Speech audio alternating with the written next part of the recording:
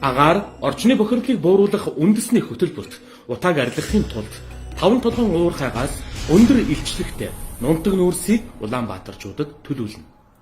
Энэ нүүрсийг Улаанбаатарт авчрахын тулд өмнө говьоос Чойр хүртэл 500 км бетон хүчилттэй автозам барих ба үүндээ 650 тэрбум төгрөг зарцуулна.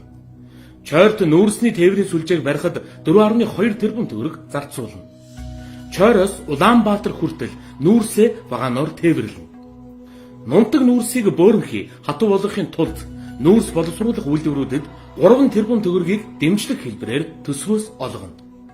Боловсруулсан нүүрсээ хадгалах 6 агуулгыг нийт 6 тэрбум төгрөгөөр дүүрэг тус бүрт байгуулна.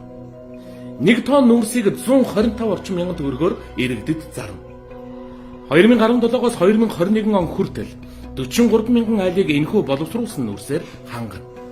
Өмнө говийн нүүрс өндөр илчлэгтэй учраас үүнд зориулсан шин сайжруулсан зургыг гаргаж түгэнэ. Зорилттой бүлгийн айлуудад нүүрс өгөхөд 9.1 тэрбум төгрөгийг улсын төсвөөс гаргана. Нийт 672.3 тэрбум төгрөгийг улсын төсөв болон гадаад их усврээс энэ бүгдэд зарцуулна.